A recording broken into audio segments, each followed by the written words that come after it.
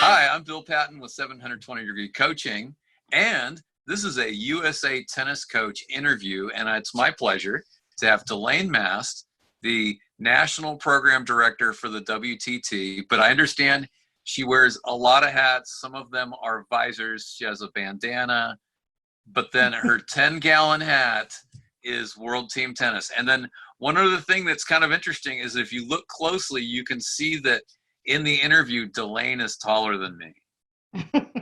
How are you doing today, Delaine? I'm doing great. How are you?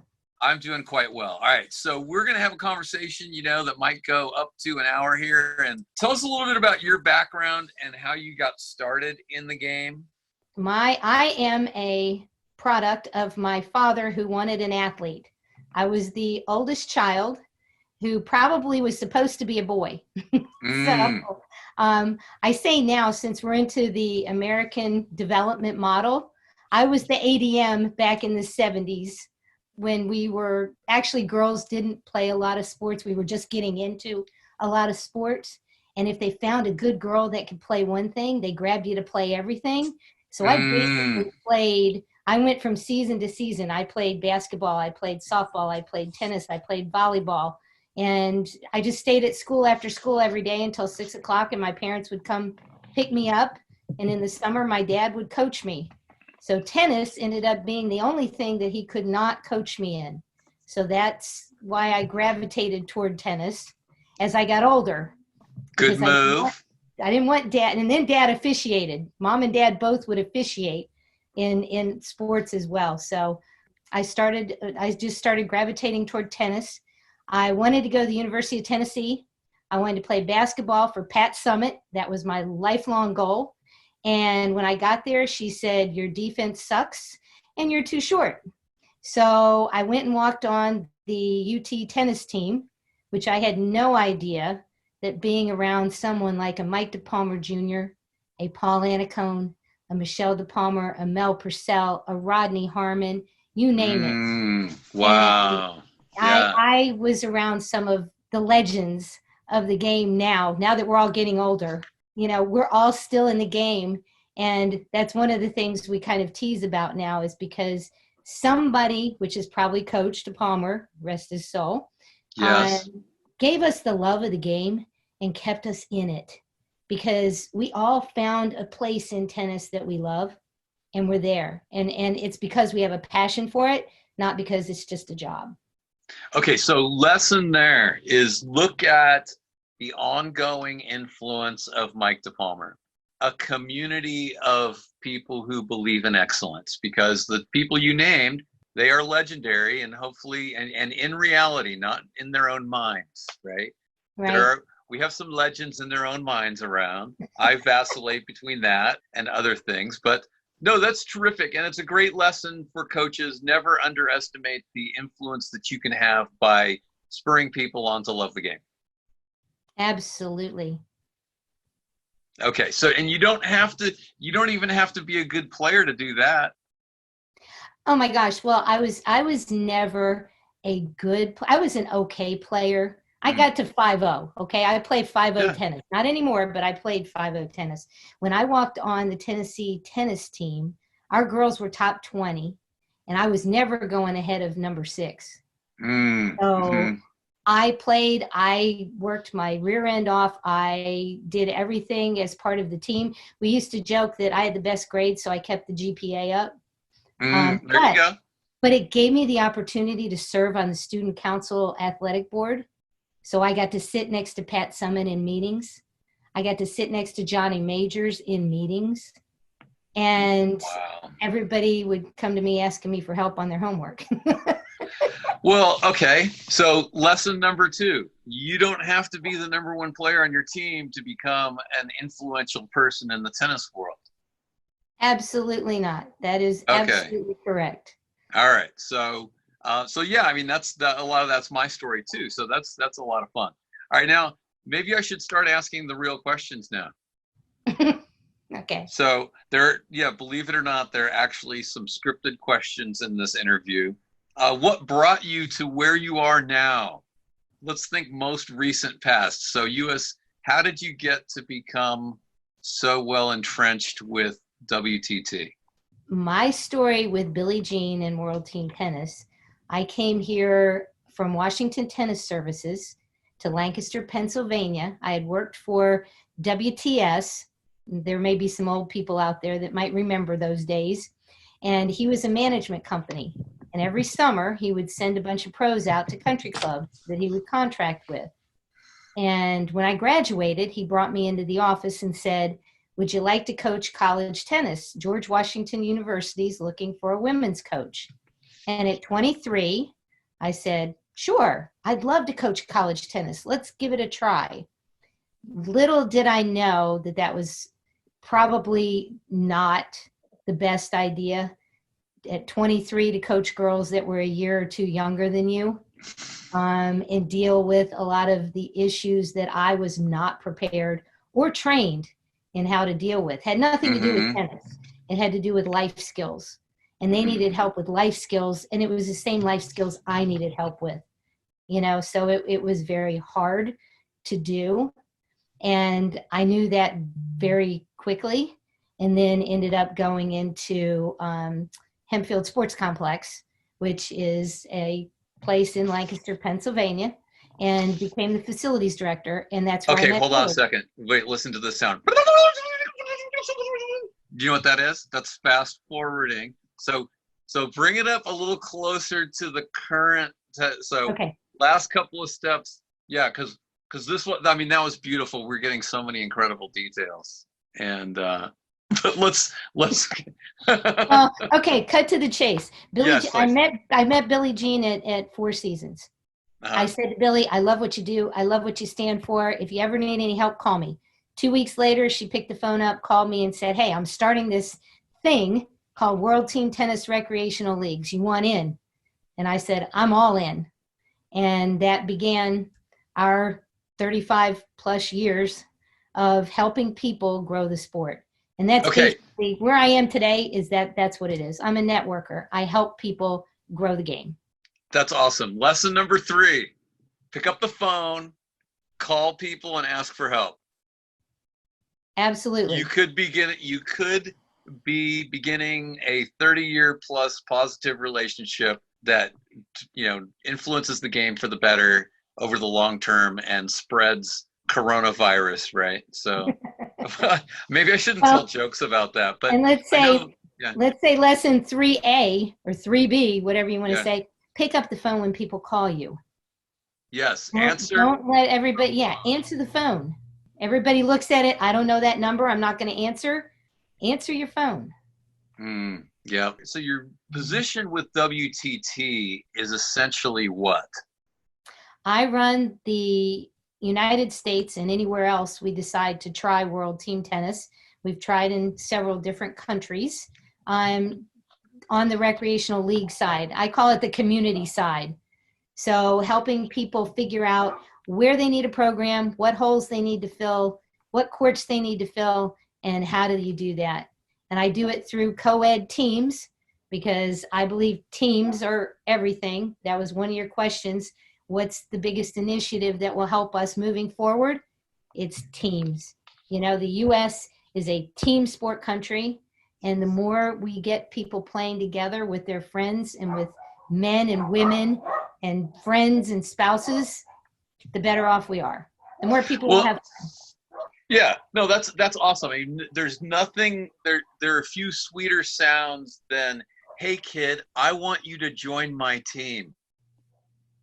Yep. Because I don't know, for whatever reason, if I say, hey, I want you to learn how to play tennis for your own personal glory, it just doesn't have the same ring to it. I mean, I want you to play tournaments. I want you to live a lonely lifestyle.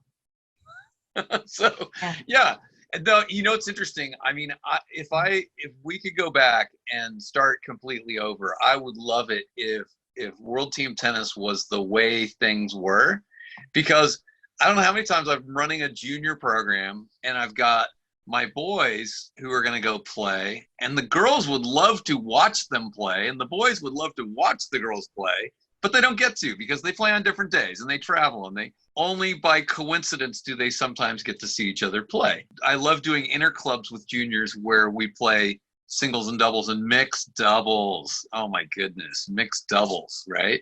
So that would make the whole summer a much more fulfilling experience if I could base that on my entire summer on World Team Tennis and having those kids playing together. So I'm a big fan, and not and just hoping, kids, yeah, not just kids. It's right. adults too. You know, if you move, like I moved here to Pennsylvania, I didn't know anybody. Nobody was going to ask me to play on their team. They didn't know whether I was a good 4-0 or a lousy 4-0. You know, they weren't going to ask me and take a chance. You have to be invited to play. And with World Team Tennis, you can play the guys and the girls together, and it doesn't matter if people are a little further apart in levels, good, bad. You get to put your lineup out there just like you put it out on the baseball field. You decide who's going to play first, second, third. You decide who's going to play double, singles, and mixed. Awesome. Okay, so now you are also on, is it true that you're on the National High School Tennis Committee? Yes. Okay. So what's your role with that group, and what are the initiatives that you're bringing forward there? Okay, so my role with the High School Tennis Committee, I lead a subcommittee that is geared toward connecting the high school coaches with Net Generation and with their middle school and elementary school PE teachers, so that we can take the message. You know, there's no such thing as elementary school tennis leagues, you know, but there is Park and Rec elementary school basketball, and there is fall baseball, but there is not anything for tennis with the schools. And so for us to try to make that connection and to show the coach how important it is to reach down and help out, that only helps you build a team for the future, is really, really important. And getting them connected with Net Generation. I mean, I've become the biggest superstar here in my own backyard because I have 40 schools who now have signed up, and they've gotten their free equipment bags, they've gotten their curriculum guides, and they can run with tennis for a 6-week session in PE class, and they're good to go. That's awesome. So I have a funny little connection in that way, but in a little bit different way. And this is one of the sneakiest guerrilla marketing things you can do. Now, that was GUERRILLA. Guerrilla, not gorilla. Not gorilla. Okay, and you know, there was a major controversy over that not too long ago, which was very unfortunate. But anyway, guerrilla marketing. Okay, and here's what I used to do. I used to substitute teach, and so I would be a substitute teacher in the school district where I was the high school coach, and lo and behold, the middle school had tennis courts, so that when I was substitute teaching PE, they let me teach tennis for the day. And I met a lot of the kids who then would join the tennis team because I was a known quantity. They knew who I was, and they didn't hate me. So, and I wish I probably shouldn't state it any more nicely than that. It was that they knew who I was and they didn't hate me. And that became the nucleus of some championship teams because they came in with a little bit of experience, and we went forward, and they came in with a lot of enthusiasm. So yeah, I mean, I'm totally behind any effort to get some more tennis being played earlier. And anybody who's listening to this, you can certainly call me, and I can help you problem solve or, you know, brainstorm how it's going to work in your area. So that's part of the problem, is the culture of every place is different, and the access that you have to go to lower levels is different. So there's no one solution to any of that. That's for sure. All right. Agreed. So, Agreed. all right. So now, so the initiatives are to get more school districts exposing the kids to tennis earlier? Is that the top thing that's happening right now? Well, no, it's really to get the high school coach to think outside the box, and where is he going to build his future team from, and how can he get more connected? You know, the high school coaches and school districts, since we don't have schools directors anymore like we used to back in the day, they're not really connected that well to the industry, not just the USTA, but the industry period. A lot of them are not certified teaching pros. A lot of them are teachers that do it after school. So there are a lot of things they have no idea exist out there. So a lot of it is just, you know, highlighting the good ones, helping to expose it to the ones that don't know anything about what's happening, help them to bring more tennis to their own backyard, which in turn helps them with a stronger team. Like you just said, you know, you're a perfect example. Okay, so is there a connection between World Team Tennis and high school tennis efforts? Well, that is a very good question.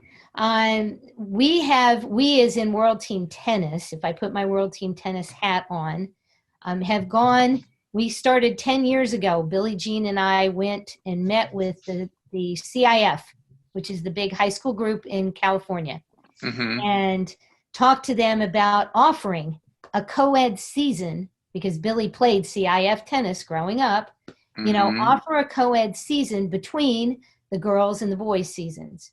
And it took us literally 10 years to get them to do it.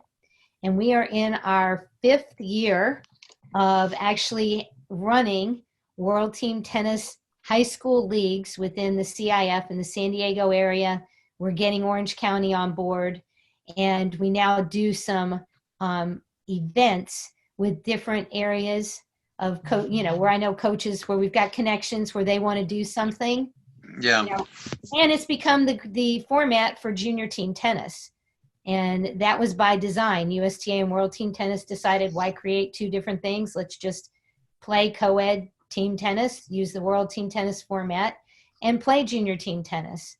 So at the high school level, for junior team okay tennis, so you know, forgive me for a second, because I've been out of the loop about junior team tennis for a while. So when is that now national? All junior team tennis is now in a World Team Tennis format in the summer?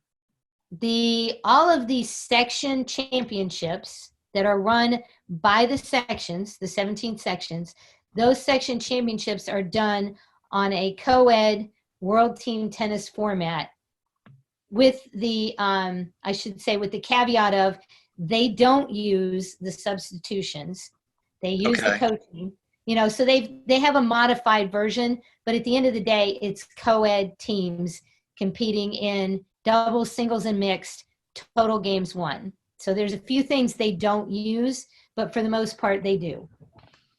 Yeah, that's good. And, you know, it's an idea of good best fit there. I mean, I would think that it would be a little frustrating to get subbed out when you're in the middle of a championship match or whatever. I mean, I don't know. Actually, it's not. It's Yeah. really not. If you experience it, you will find, especially with the youth, the kids, you know, if somebody's out there getting pummeled 4-0 and their team is sitting there watching them, they would love to come out and give somebody else on their team a shot.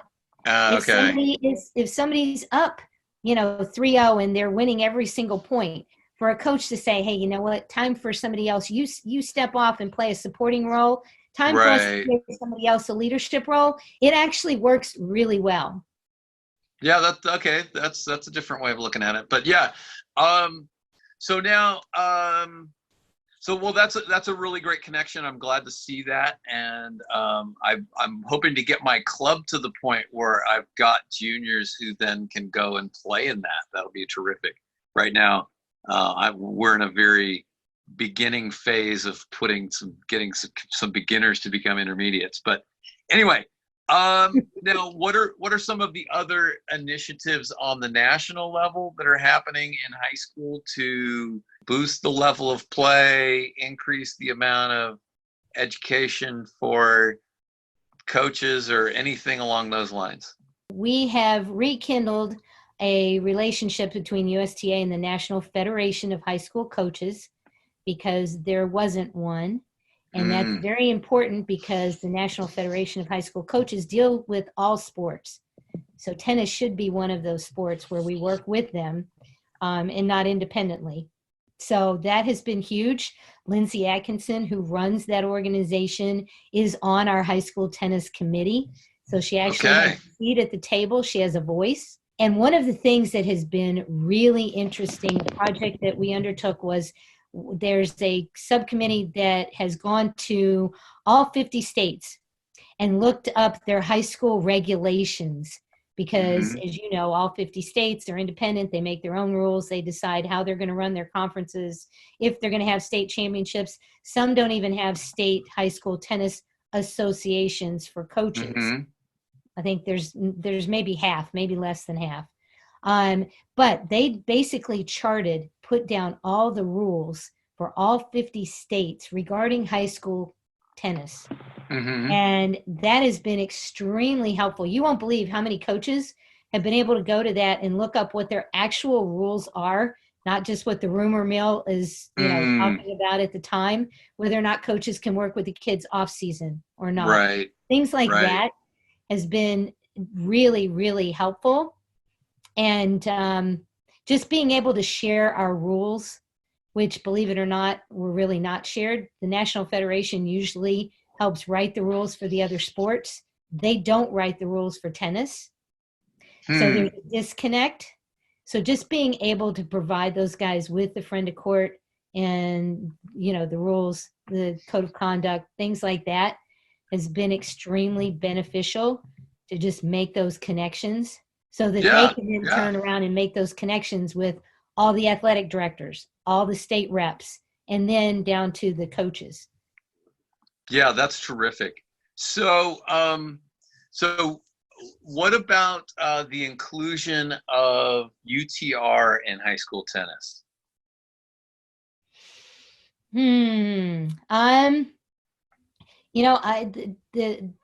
I think everybody is trying to figure out where this is going to go.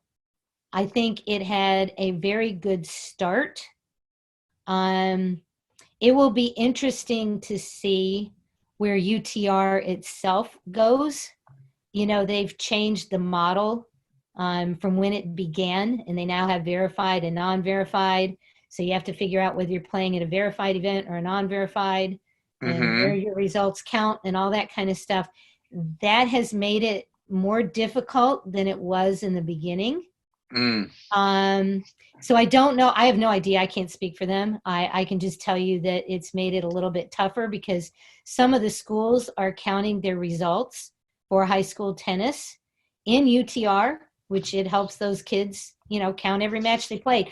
I actually think that for the health of our sport, the more matches people can record and see themselves move up or down, the more they get credit for, where it's not just a USTA league match or a USTA tournament. I love the concept because the more results you can put in, the more results you're going to want to put in. So the more tennis you're going to play. I think also one of the chief benefits is that maybe for the first time, a pretty large group of high school players see a pathway to college to play college tennis. So, okay, I'm a 4 right now. Okay, if I'm a 4, which colleges could I play at? Yeah. And they can, yes. Right? But they might not realize that they can. And then, okay, well, if I go up by a whole nother number, what opens up to me? Right. And, I've been pretty successful at getting some of my kids who never thought about high school or college tennis to play junior college, to play D3, and look for a really fine academic institution that has the major they want and also plays tennis at a level that they can play in. And it's, what an incredible fun thing to do. And they always come back and they thank me profusely because college tennis is just plain amazing. Right. So I see the pathway aspect of it. And I think that that's one of the prime benefits. I am definitely pro UTR and I'm willing to being an apologetic for them to some degree. And I see, but of course, you know, any new thing that comes out, it's always going to have its hiccups. So, Right. all right. So now, Well, listen, yeah, the thing is that it's new and people have gravitated toward it. And because of the USTA ranking system, to have a rating system for the kids that gives them credit for everything they're playing is a good thing. It's a good thing. absolutely. All right. So now, what are some of the things that you see coming down the pike that are going to help the nearly 350,000 high school tennis players and help that number grow? I've been working really hard, and I'm talking about it a lot, that I want to see that number go over 350,000 this year. And hopefully we can start, you know, adding another 5,000 players every year to high school tennis. Well, you know what, that's interesting. I look at it a different way. The way I look at it is, how do we get those 350,000 high school players to become frequent players once they graduate from high school? Okay, no, I'm with you on that. And so, you know, this is the number I keep coming up with. At least 80,000 seniors are graduating every year. And where's that handoff? And to me, that also comes back to UTR, because if they've got a UTR when they get out, then they know where to plug in. But they might not know, when they graduate from high school, they might not know if they're a 3.5 or a 4.0, or even if the adults even want them. Right. Or if they want to be with the adults, they might not know any of that. I mean, so the handoff at this point is not great. So how do we make that handoff from college from high school into college and get these kids to play frequently? Well, I think one of the things that has made it a challenge with our sport is most of your high school tennis players, okay, especially the ones that are not diehard, they're not ranked juniors, they're not traveling, you know, they don't already have offers coming in from coaches. I'm talking about your regular kid that picks the racket up in the spring and plays 8 weeks, plays a little bit in the summer, and then puts it back down for something else. A lot of these kids are incredibly bright. That's usually the profile of a tennis player. You know, they're incredibly good with academics because they're very independent. They're very driven. You know, they want to control their own destiny, which is one of the reasons they like the sport. You know, you sink or swim. Once you get out on the court, you're out there. Nobody's going to save you. The coach isn't going to come out and relieve you. Because of that, you have a lot of kids who would love to play tennis, but their academic path and their tennis don't actually match up to a school. Does that make sense? Right. Yeah. Like, oh, you want to go to UCLA? Congratulations. Right. Congratulations. Yes, sign up for the club team. Well, and that's fine. I mean, we need more kids to play on club teams. I mean, my son burned out on junior tennis, played 4 years of high school tennis, and then he was on his club team and he loved it. He absolutely loved it. You know, I mean, that's a great way. So if we can, you know, so coaches, you know, when your kids are graduating, make sure that they know about tennis on campus, club teams, and all that stuff, and push them a little bit. You know, challenge them to sign up for that, because they're going to have fun and it's going to be great. And that, you know, one of the things that I always say about high school tennis is that's where the future 4.0, 4.5, and 5.0 players are coming from. Mm-hmm. They're not necessarily coming from juniors. Juniors are probably going to burn out and you won't see them until they're 35. High school players who end with a lot of enthusiasm can go right in. And if we do a good job coaching them, they become 4.0 by the time they graduate, or maybe even higher. It's a great way to get them ready. That's the real player development to me. I mean, we focus so much on the 1% that we miss the 99%. It's interesting you say that, because my youngest they both played college tennis, they both played D1, they both got scholarships. My youngest went to the smallest D1 school in the country. My oldest went to Penn State. So they were Okay. at opposite ends of the world. But my youngest came to me after he's in med school, and that was his goal, was to get into medical school. And he said, I could care less if I ever play another tournament again. I don't ever want to spend my weekend going off by myself to play in anything. But if anybody wants me to play on their USTA team, 5-0, 4-5, I'm there. I'll play with my buddies and, and show up for matches. But don't ask me to ever go play a tournament again. And that's very well said. I appreciate that. I have nothing to add. What messages do you have for parents who take a side eye at high school tennis, or private coaches? What messages do you have about the value of it, whether to play it or not, who should play it, how should they treat it? Okay. Well, there's two levels. When I'm speaking to a high school parent, a parent of a high school player who is a good player, and they're saying, why would I have my kid play high school tennis? He's busy training and getting his ranking, and he's going to go play college tennis. And I tell him, one, a college coach wants to know that you know how to be part of a team. They don't need a prima donna. They don't want a prima donna. Two is you deprive your kid of the opportunity to represent their school. There is nothing better than a high school kid getting his name on a banner in the gym that will be there forever as the 2-time state champion. The Hall of Fame. The Hall of right? Fame. You got it. But And if then they there's the don't Hall of experience Shame. that's a whole experience you don't want them to miss. And they're on track to do that. How cool would it be? I mean, that was my kid.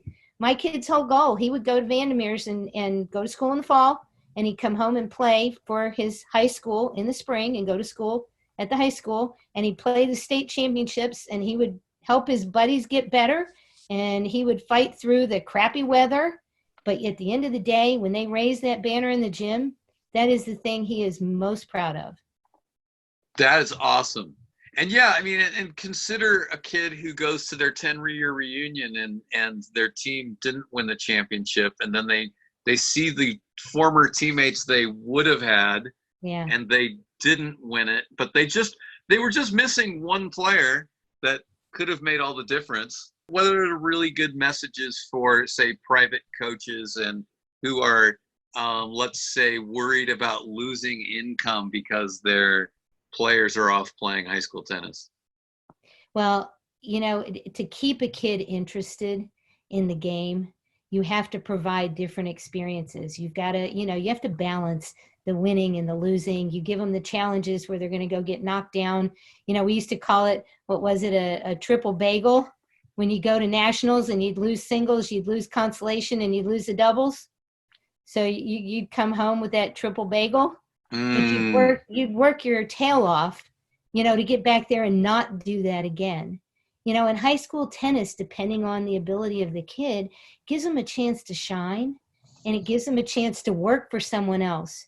You've got to follow the rules. I know a lot of the kids that were very top players that did not play high school tennis, when they got to college, I can name you a handful, and I won't, but I can name you a bunch that never finished college because they didn't think they had to listen to a coach. The coach wasn't going to tell them how to play, wasn't going to tell them what to do. The school wasn't going to tell them when to show up for classes because they'd been doing their own thing for so long that they just didn't think that they had to follow any rules from anyone else.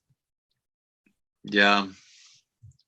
And I always tell that's good. The parents of the parents of the kids who also are good enough, like some of the kids that you probably have, that are good enough to play some college tennis, and the parents and the kids sit there and say, well, I don't want to play a college sport. I don't want to dedicate my college career to a sport. I don't want to have to worry about my academics and stuff. I tell them, listen, when you turn your kid loose in a college setting, to have a sport, to have a coach, to have an academic advisor who is watching over your child is critical to their success. Unless you have someone who will get themselves up every single morning and pop out of bed and go to class, whether the teacher cares if you're there or not, which most of the kids would probably say they weren't that good at, So to have an academic advisor, to have somebody who will help you put your schedule together, to have exercise and activity in your life. You know, I tell them, Yeah. you think you're going to go study 8 hours a day at college? You're not. You're Well, going to and even if manage you, your time. yeah, even if you don't get any money in terms of a scholarship, getting to pick your classes first can save you a good $10,000. Oh, getting If you free what you do, tutoring. well, Yeah, yeah. I mean, so there's a lot of value in it, even if you don't receive any scholarship money, because when you can pick your classes first, then there's less chance that you're going to be delayed by a quarter or even an entire year of school right, right. because there was one class you couldn't get into. I mean, that's pretty rough. If you have a healthy group of kids who love something that you love, how cool is that to walk into that setting rather than a parent worrying about what group of kids their kid is going to gravitate toward? You've got a built-in positive peer pressure situation Yep. if you've done your homework. Not every program is that wonderful. Dave Borelli and I did a course on recruiting, and we covered a lot of the stumbling blocks, because you really have to do your homework. You have to find out what is that coach's coaching philosophy, who are the players on that team, are they enjoying it, are they good people that you want to be around, or are they not? I mean, there's a lot goes into it. It's not just, okay, I'm on the team, I'm happy. It's not plug and play. Anyway, any final words for us? Words of wisdom about high school tennis on the national level? I live by 3 rules, and I stole them from Billie Jean because I've been around her so long that these are just things that I absolutely live by every single day.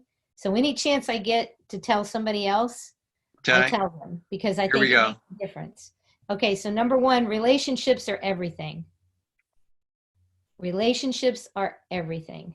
The more people you get to know, the networking, how you treat people, how you respect people, it means everything. That's what's going to get you somewhere in life. And it's going to also make you a lot happier person in life. Okay? Number 2, never stop learning. Never stop learning. You always have to be willing to have an open mind and be willing to learn something new every day. Okay? And number 3 is always be part of the solution. Because if you're not part of the solution, then you become part of the problem. So always become part of the solution. Those are the 3 things that I live by, and that pretty much covers most everything. All right, that's amazing. You're doing a really good job of making me feel like I don't have to add anything.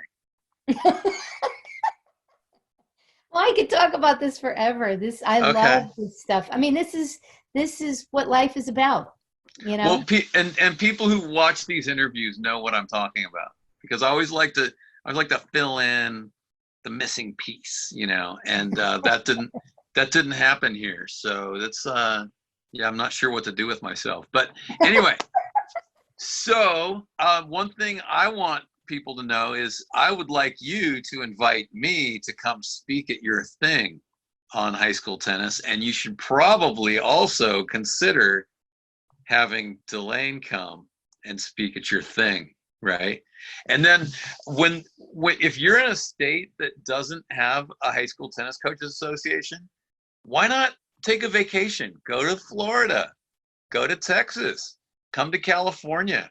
We've got some teaching workshops and all that coming up. I'm going to be speaking in Irvine coming up in June, last Sunday in June, Irvine, California. And I'm also going to be in Birmingham, Alabama in November.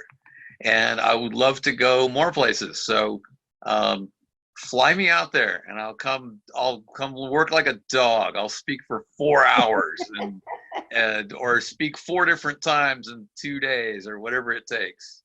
I've told the USTA, you'll get a kick out of this. I've told the USTA that one of the positions in the many positions that they have you know, and all the staff that they have. One of the things they don't have is there are a handful of us that are out there that can truly help people where they are, find out what it is they need, help them get to the next step, ask the right questions and things like that. We don't have anybody that's doing that. But there, you could probably name a dozen people, maybe max, that you know in the country that could do that. You could sit them down with anybody in a community and they could help, you know, ask the right questions and figure out how to help that person grow the game. As soon as we hang up here, I'm sending you my resume. There we go. So create that position, and then I'll be right there. So just let me know the minute the position is created, and then the resume will just be right there. Okay? Got it. All right. All right. So, hey, thank you so much for your time, Delaine. It's been very enlightening. I picked up some new stuff I didn't know about. I really appreciate that, and I hope that any coach or parent or private coach watching this will reach out and, you know, do something to not only grow the amount of kids playing high school tennis, but then also capturing the 80,000 plus graduating seniors and getting them going in college. All right. How can people reach you if they want to reach out to you? They can read, you can actually, if you Google Delaine Mast, my number and my email show up everywhere, but it's 866-PLAY-WTT. So okay, awesome. It's easy to remember. Yes, and there's no such thing as privacy anymore, and maybe there never was. 24/7, doesn't matter. Okay. All right. Thank you for coming on. It was nice to get to know you a little bit better, and our paths, I'm sure, will cross again very soon. Thank you very much. All right. Thanks, Delaine. All right. Bye. Bye-bye.